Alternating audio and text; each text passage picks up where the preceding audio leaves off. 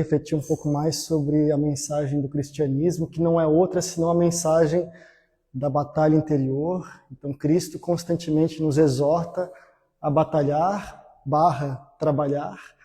Então, que o nosso lema seja o trabalho no bem, o trabalho de elevação espiritual. E quando Cristo esteve conosco, naturalmente, Ele mesmo disse: meu Pai trabalha até hoje e eu também trabalho. Então, que nós possamos ser os trabalhadores da nova era, fazendo aí as nossas pequenas partes, conjugadas com outras partes, para construir esse mundo melhor que tanto nos espera, que nos aguarda. Mas que exige o nosso esforço, porque não vem de graça, nada vem de graça. Porque precisa o nosso sacrifício, o nosso esforço para a conquista ser justificada. Então nós temos à nossa frente um grande campo de trabalho. E o próprio Cristo falou: a seara é grande, mas os trabalhadores ainda são poucos. Então, lugar tem. Lugar para trabalhar não falta. Então a gente vai tratar um pouquinho sobre a questão do talento. Né? Então quem não está vendo aí, nós temos aqui um talento que já pediram que fosse sorteado no final. Né? Nós contamos aqui, de repente a gente até divide entre nós aqui. Mas naturalmente nos remete à passagem, à parábola dos talentos, em que um homem, partindo da sua terra, chama os seus servos e confia a eles talentos, dando 5 para um, 2 para outro e 1 para outro, conforme a sua capacidade. Nem mais, nem menos. Nós temos o adequado à nossa condição de atuação. Então, cada um recebe exatamente aquilo que precisa para guiar-se no trabalho de edificação na caminhada terrena. Nem mais, nem menos. Então, Jesus trazia as parábolas por vários motivos. Kardec, então, vai estudar um pouco essa ideia das parábolas. Ele vai dizer que há várias características pelas quais o Cristo, então, se valia do ensinamento pelas parábolas para poder fazer penetrar nas massas a ideia da vida espiritual, como ele coloca lá no capítulo 18 do Evangelho segundo o Espiritismo: muitos os chamados, poucos os escolhidos. Não disse tudo Cristo porque a nossa condição moral e intelectual da época não permitia tal compreensão. Mas as parábolas, elas são dotadas de sentidos profundos, figurados, que na medida em que a gente vai evoluindo intelecto moralmente, a gente vai aprofundando. O Haroldo mesmo faz uma analogia com um mergulho. Então, quanto mais a gente evolui, a gente vai estudando as parábolas, mais fundo a gente faz esse mergulho na compreensão das leis de Deus por meio do ensinamento do Cristo. Porque o Cristo, sendo um Espírito perfeito, naturalmente via ou vê e compreende a Deus, coisa que nós ainda não conseguimos. Nós sentimos e adivinhamos a divindade conforme nos orientam os espíritos superiores. Estamos ainda tateando o que é a dimensão divina que nos orienta, que nos guia e que nos criou. Né? Então as parábolas tinham esse sentido de nos ajudar a compreender cada vez mais os aspectos da vida espiritual.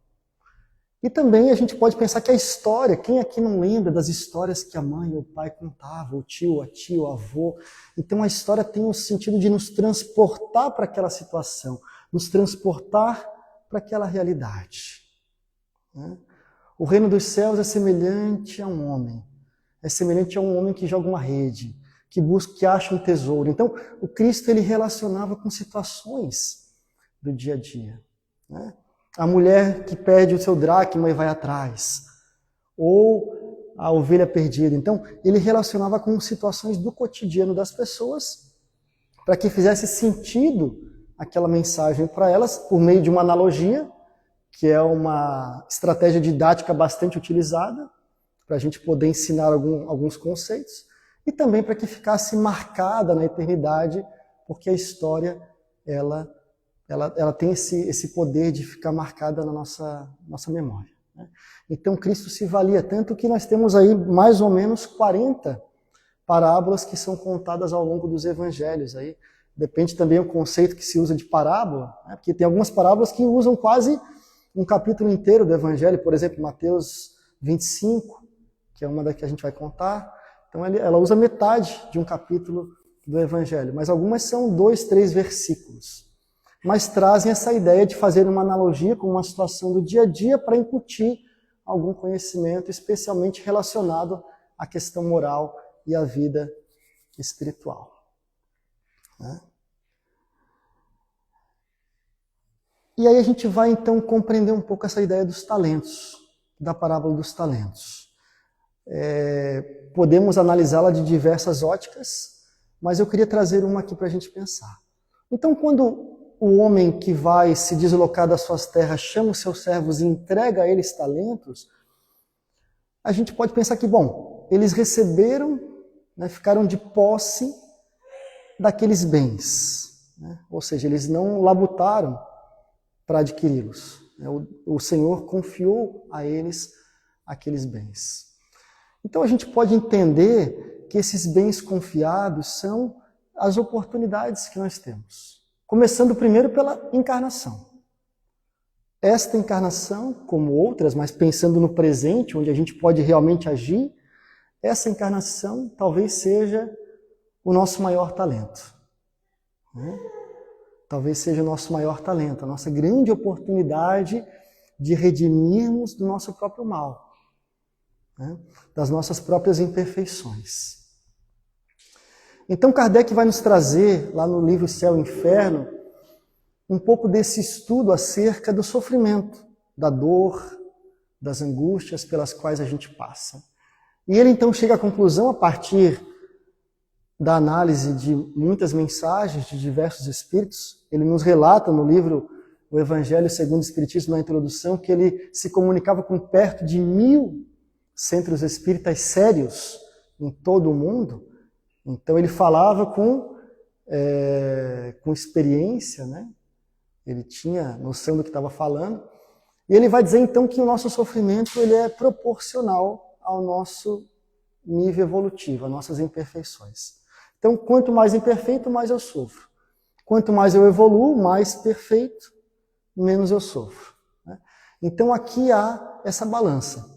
Na medida em que eu vou evoluindo, que eu vou me alijando das imperfeições e vou adquirindo virtudes, eu vou gozando mais, porque nós nascemos para sermos felizes, talvez não a felicidade plena nessa vida, mas certamente nós alcançaremos cada vez mais estágios de mais felicidade, até chegar à condição de espírito perfeito. Então, quanto mais eu evoluo, mais eu me alijo do mal que tem dentro de mim, das imperfeições, eu adquiro um estágio maior de felicidade. E vice-versa, menos infelicidades, né? Então, nós estamos nessa caminhada evolutiva. E esses talentos, então, são justamente as oportunidades para a gente trabalhar, para a gente labutar, como disse a mensagem no início, em nós mesmos, por dentro de nós mesmos, reformando o nosso ser, procurando modificar esses pequenos hábitos que ainda estão em desacordo com as leis de Deus, para que aí sim a gente passe a entrar em acordo com essas leis, adquirindo novos hábitos e então gozando de mais felicidade e menos infelicidade. Então, esses talentos, eles se constituem as diversas particularidades da nossa existência. É importante que a gente pense que quando nós reencarnamos, nós planejamos essa estada nesse ambiente no qual nós estamos. Então, tudo foi devidamente pensado para nos dar as melhores condições para que nós pudéssemos, então, evoluir. Esse é o objetivo maior da encarnação, nos fazer chegar à perfeição. Cada passo, cada degrau, cada vida, um degrau a mais, né? Então nós estamos aí buscando justamente essa evolução. E deixa eu dar uma colinha aqui. E aí a gente tem, por exemplo, lá no livro Missionários da Luz, Né? Ou melhor, no livro Sexo e Destino, eu justamente trouxe esse livro porque, na verdade é lá em Missionários mesmo. Né? Depois eu vou em Sexo e Destino. Mas lá em Missionários, ele vai trazer sobre o planejamento da reencarnação. Missionários, né? Agora deu um branco aqui. Mas é Missionários, que tem do Segismundo, né? Aqui eu não anotei o nome do livro, porque... Enfim. Mas lá em Missionários ele traz no capítulo 12º justamente a visita que André Luiz faz a esse espaço de planejamento da encarnação. E lá esses espíritos que vão reencarnar, que têm condições, né, mentais ali, de ajudar nesse planejamento, eles participam do seu planejamento. Porque isso também é educativo. Né? Isso também faz parte do processo educativo e evolução. Eu prever ali as condições às quais eu vou me submeter na próxima existência para estimular o desenvolvimento das minhas virtudes, que é o que eu vim adquirir aqui. Né? Então lá a gente vê as coisas mais interessantes, né? Pessoas pedindo características do corpo físico, da situação onde vão nascer, da família onde vão renascer, enfim, então são várias características que a gente vai vendo ali daqueles espíritos que pedem justamente para potencializar o seu processo encarnatório. Então, a cegonha não erra de endereço. Né? Não houve troca. Por mais que às vezes aconteça no mundo material, mas na vida espiritual, não há troca. Nós nascemos exatamente como e onde nós deveríamos e muitas vezes pedimos, imploramos para nascer. Né? De maneira que resignar-se com as condições nas quais nós vivemos, o que não é acomodar-se, mas é compreender e usar da melhor maneira aquilo em favor, em benefício próprio, visando a sua evolução, auxilia nesse processo. Porque muitos de nós se rebela contra a família, contra o pai, contra a mãe, contra a situação que vive, enfim, contra o corpo físico que tem, e aí pede uma oportunidade que ele mesmo ou ela mesma pediu, implorou muitas vezes antes de nascer. E aí a gente volta para a parábola dos talentos. Então, resignar-se e compreender aquela oportunidade como um talento que Deus me deu para evoluir é adquirir novos talentos. Mas aqueles de nós que se paralisa, que tem medo, que se revolta diante das situações do corpo, da família, do trabalho, da condição social, e vive querendo mudar tudo, né? e não compreende ali o significado educativo daquelas situações, acaba como se enterrando aquele talento e perdendo a chance de crescer naquela oportunidade. Né?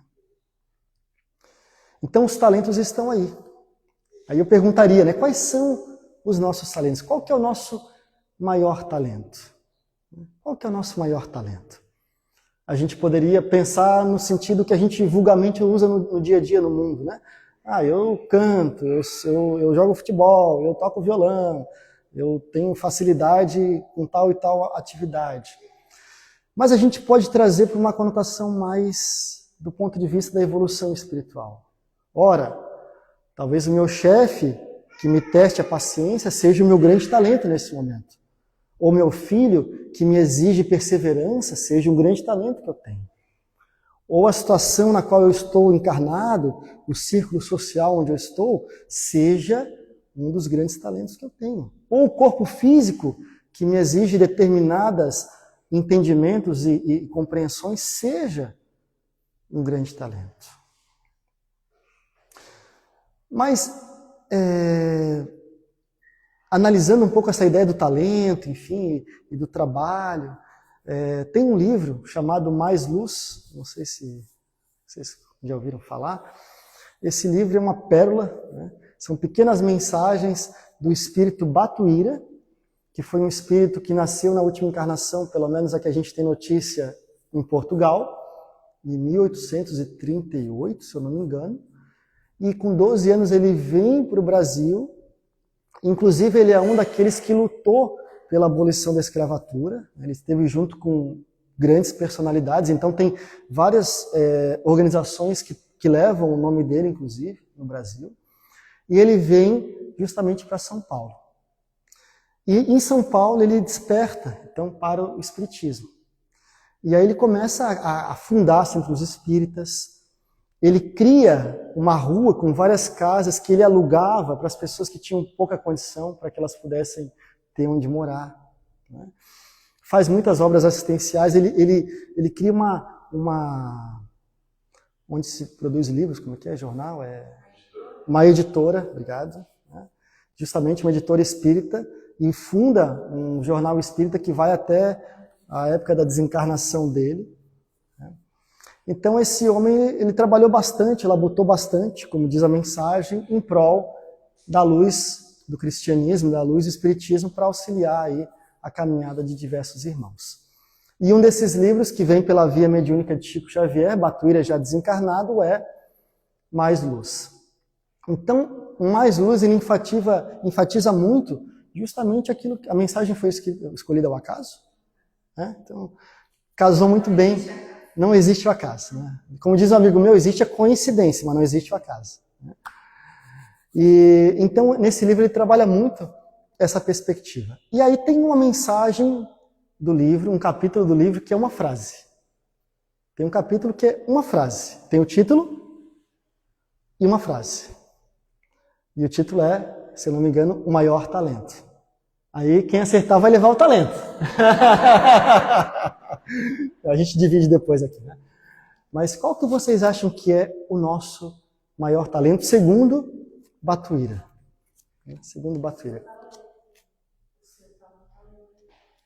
Desenvolver o seu próprio talento? Sim, pode ser, pode ser. Mas ele usa uma expressão bastante específica. Vamos pensar o seguinte, né? Vou trazer um pouco aqui para a nossa crença, né? Nosso entendimento espírita, porque nós compreendemos que a moral do Cristo é a moral mais perfeita que existe, e por essa razão os espíritos falam que Jesus é o tipo mais perfeito que Deus tem oferecido ao homem, né? Então, é seguindo os passos de Jesus que a gente segue, então, no caminho adequado para a nossa evolução. E nesse sentido, compreendendo a moral do Cristo, mas aclarando a relação do mundo material com o mundo espiritual, nos trazendo entendimento sobre a vida futura, sobre a reencarnação, o Espiritismo, segundo os espíritos, se tornará crença geral. Não é que as pessoas vão se tornar todas espíritas, mas por meio da divulgação da ideia espírita, da ciência, da filosofia e da moral espírita, elas vão compreender a reencarnação, vão ajustar o seu comportamento face ao que as espera no mais além. Né? Então, o Espiritismo vai se tornar crença geral. E mais do que isso, eles dizem que vai marcar uma nova era na história da humanidade. Olha que interessante isso, né? Uma nova era. E essa era vai marcar, por sua vez, uma nova ordem social, vai gerar uma nova ordem social. E essa nova ordem social tem uma pedra angular, tem uma base, que Kardec vai trabalhar na Gênesis capítulo 18. É uma palavrinha. Qual que vocês acham que é essa palavrinha? É o amor, mas é uma forma de expressão do amor. A caridade é outra expressão, né? Mas ele tem uma frase que é como se fosse o corolário, né? Para gerar tudo isso.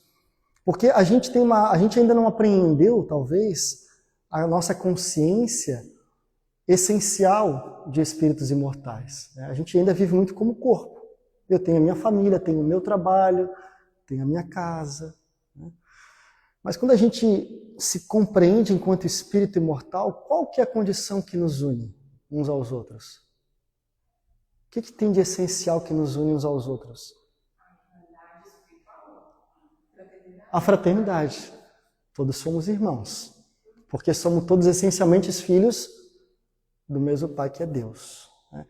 Então Kardec vai dizer que quando a gente realmente não só compreender, mas interiorizar esse sentimento de verdadeira fraternidade, nós naturalmente vamos criando novas formas de organização social, porque o irmão não se sente bem vendo outro irmão sofrendo, passando necessidade, com dificuldade. Então haverá novas maneiras de se organizar para poder prover essas situações que hoje são tão desiguais. Então a fraternidade vai gerar essa nova ordem social em que o Espiritismo vai colaborar, trazendo essa visão mais ampla da vida espiritual e dando a compreender melhor a vida material. E aí a gente volta no talento. Então Batuíra, ele vai dizer que, bom, se eu compreendo que eu preciso me melhorar, se eu compreender o outro enquanto irmão, né, e também esclarecer os outros, porque tem uma mensagem que me chamou muita atenção, que o Rony gostava muito, não sei, acho que só a Bárbara aqui conheceu o Rony, né, em que ele dizia que havia dois amigos, e aí um era espírita e o outro era materialista. Mas o que era materialista não sabia que o espírita era espírita. Então, eles tinham alguns pontos em comum no dia a dia, algumas relações em comum, algumas coisas que eles faziam juntos, né? E outras o espírita preservava o outro de saber que ele era espírita. Ele não contava, ele não queria ferir, porque ele achava que ele não deveria influenciar o outro. Então ele se omitia, sempre que chegava em algum assunto que levava a essa questão, ele se omitia. Até que esse materialista, certa feita, desencarna. Né? E claro, por mais que não tivesse a crença, né, religiosa, mas pelos equívocos que acabou realizando na sua vida, ele teve grandes dificuldades depois, enfim, de se desmaterializar e tal, muito apego a muitas coisas. Então sofreu bastante. E logo em seguida esse que era espírita também desencarna. Mas com o entendimento que ele tinha, claro, ele acabou se cuidando, se preservando de muita coisa, né? E ele conseguiu então se desapegar, desprender da materialidade mais tranquilamente, a ponto de que ele um dia foi visitar no plano espiritual esse amigo materialista. E aí o amigo materialista fala: meu irmão, que bom te ver e tal, e começam a conversar, e daí no meio da conversa ele fala assim: olha, se eu soubesse que havia uma outra vida, se eu soubesse que a gente continuava vivendo e tal, né, eu mudaria muita coisa. Né? E como é que você está tão bem? Ele fala: porque eu sabia. Mas como é que você sabia e você não me contou? Nós éramos quase irmãos, convivíamos tão próximos e você nunca falou nada sobre isso comigo. Então a ideia não é fazer proselitismo, mas é a gente aproveitar algumas oportunidades que tem e, se for necessário, usar a palavra. Né? Como dizem, que a gente pregue o evangelho em todo lugar e, se necessário, usar a palavra. Né? Pregue a todo momento e, se necessário, usar a palavra. Mas esse irmão, não querendo influenciar o outro, se omitiu. E aí foi cobrado, né, pelo próprio irmão na outra existência. Então a gente pode imaginar que, naturalmente, nós seremos perguntados. Haverá situações no trabalho, na família, em vários momentos em que as pessoas questionarão, porque hoje, graças a Deus, há uma abertura muito maior, inclusive de pessoas de outros credos religiosos também. Né? Então que a gente tenha essa condição. Bom, então voltando ao talento aqui, né? O que o Batuíra vai dizer para a gente? O Batuíra vai dizer que o maior talento de vida eterna atualmente nas nossas mãos é justamente o trabalho espírita cristão. Né? Mas ele fala isso não no sentido dogmático, né? Não é o trabalho institucionalizado. É o trabalho de servir por amor. E aí entra a caridade, entra o amor, entra a fraternidade. Então, quando a gente compreende o outro como irmão realmente, e a gente busca fazer o bem pelo bem, sem esperar paga alguma, que é aquele capítulo 13, não saiba a vossa mão esquerda o que dá a vossa mão direita, nós estamos trabalhando no trabalho espírita cristão. Quando a gente tolera um irmão, né, que ainda caminha pelo caminho do orgulho, da vaidade, e sabe calar ao invés de retrucar, sabe ter paciência, nós estamos trabalhando, porque o trabalho é toda ocupação útil. Né? Toda ocupação útil é trabalho. Então toda vez que a gente mobiliza os bens, os valores que nós já adquirimos e buscamos ampliá-los diante das situações da vida, nós estamos trabalhando. Então o trabalho, para o Espiritismo, ele ganha uma outra conotação. Ele não é só aquele trabalho profissional que eu faço para ganhar dinheiro, ou aquele trabalho que eu venho aqui e realizo no centro, mas em todos os lugares, quando a gente busca vivenciar o Evangelho do Cristo, e de alguma forma isso toca primeiro a nós mesmos, mas depois as pessoas que estão próximas a nós, nós estamos trabalhando. Em casa, por exemplo, a gente pode pensar, como é que eu trabalharia no trabalho espírita cristão em casa? Eu preciso ficar dando aula de espiritismo? Eventualmente a gente pode ter uma conversa e o assunto vira à tona. Mas quando eu tenho paciência, quando eu tenho tolerância, quando eu tenho indulgência, quando eu sei falar o sim, mas também o não, né? Eu estou trabalhando dentro da labuta espírita cristã. Né? Então talvez Batuíra, compreendendo essa dimensão maior, que sem dúvida alguma a espiritualidade está tutelando aí para que a gente consiga alcançar esse mundo de regeneração, né? Ele vai nos chamar a atenção para nossos pequenos trabalhos, que muitas vezes não tem cara de trabalho, mas são trabalho. E aí eu me recordo de uma mensagem que está no livro Contos desta e d'Outra Vida, de Irmão X, chamado Na Vinha do Senhor. Então conta para nós, Irmão X, que quando Pedro ele vai morar naquela casa que mais tarde seria conhecida como a Casa do Caminho, onde eles recebiam muitas pessoas e cuidavam, Pedro sente-se um pouco angustiado, porque quando ele caminhava com Jesus, era trabalho o tempo inteiro. Era curando, era ajudando, era pregando, enfim, era o tempo inteiro com alguma atividade. Mas ali ele se sentiu um pouco ansioso, porque queria trabalhar, mas não sabia muito bem como. Então, ele ora ardentemente e aí naquele momento Jesus aparece para ele. Ele fala, Senhor, manda trabalho, Senhor. Quero te auxiliar na divulgação do Evangelho. Manda trabalho. E aí Jesus fala, amanhã, Pedro, amanhã te mandarei. E aí Pedro vai dormir, acorda no outro dia bem cedo, antes do sol nascer, enfim, arruma a casa toda, cheia de rosas, enfim.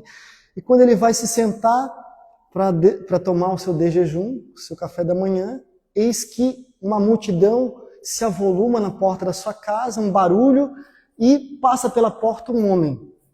Era justamente Joachás. Joachás era um malfeitor conhecido, que roubava pequenas coisas, enfim, e veio se abrigar na casa de Pedro. Assustado, coração batia, descompassado. E Pedro então olha para ele, vê que ele queria ajuda, mas fala, já para fora, porque aqui é o lugar do mestre, não é o teu lugar, não é lugar de malfeitor. E expulsa aquele malfeitor da sua casa. Passado um tempo, Pedro ali ansioso, quase na hora do almoço já, para uma linda liteira, um carro na frente da sua casa, desce uma mulher muito bonita, greco-romana, era a mulher da vida, era a flor dos prazeres materiais. E ela então vinha buscar auxílio. Ela estava cansada daquela vida, ela queria uma orientação espiritual. Mas Pedro, então, muito austero, disse que não, o lugar dela era na praça pública, onde ela pudesse passar a vergonha por tudo aquilo de errado que ela fazia, e não ali na casa santa, que era para ser a casa do mestre. E coloca ela para fora também.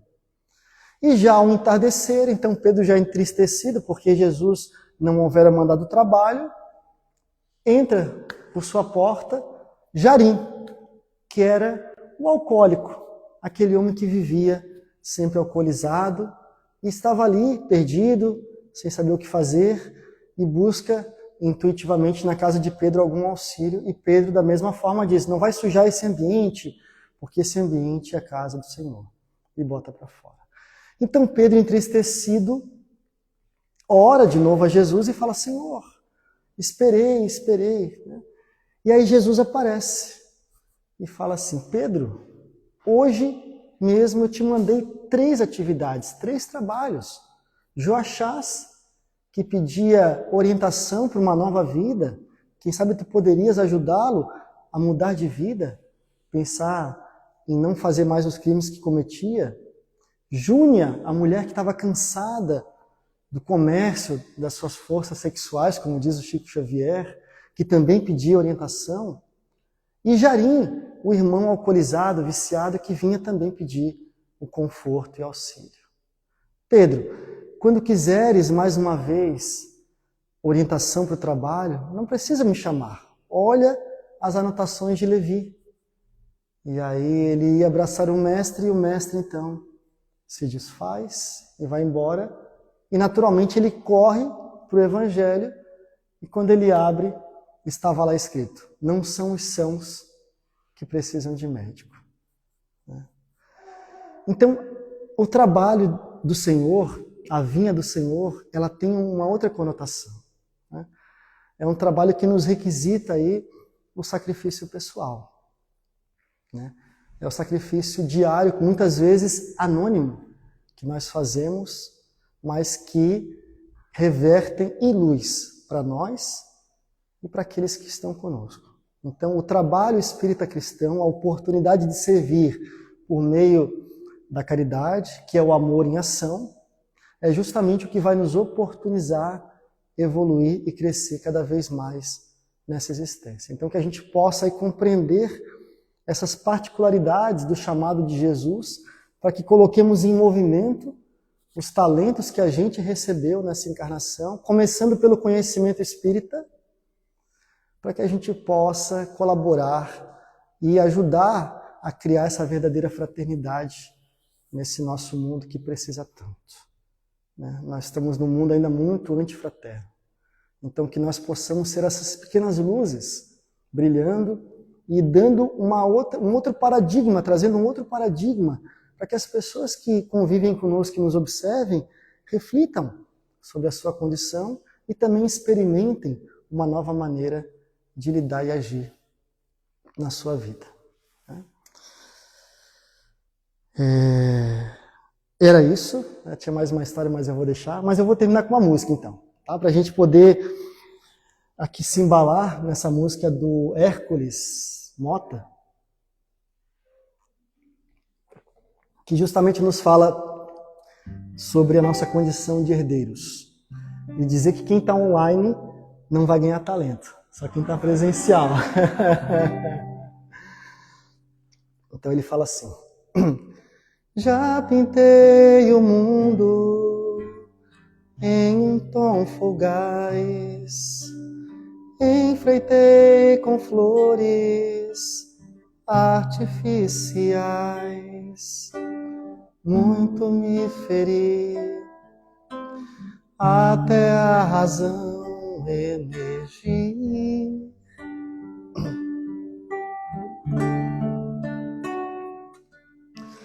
Compreendi que a vida não é casual, a dádiva do tempo em buscar o essencial, que sou um condutor de um porvir de paz ou de dor. Oh, oh, oh. Já pude perceber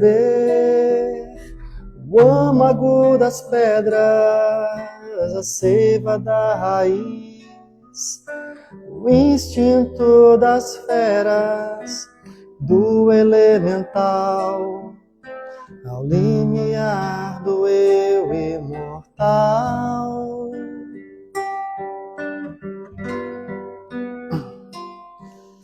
Sou um ser maior de um reino de belezas, eleito para ser herdeiro das estrelas, um anjo querubim. É o meu destino, enfim.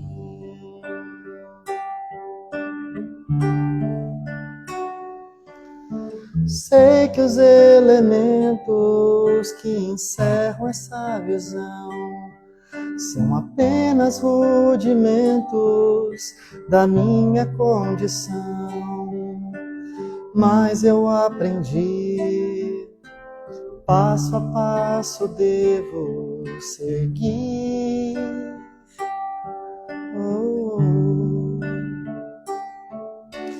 Pois divina força move em conspiração de me impulsionar nessa clara direção. Pois eu descobri, melhor do que querer é servir.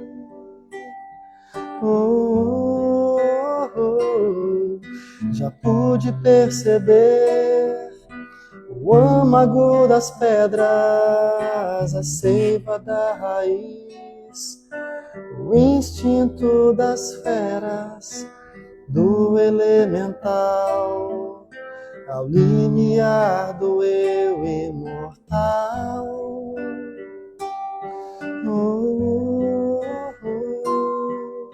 Sou um ser maior de um reino de belezas, eleito para ser herdeiro das estrelas, um anjo querubim, é o meu destino, enfim.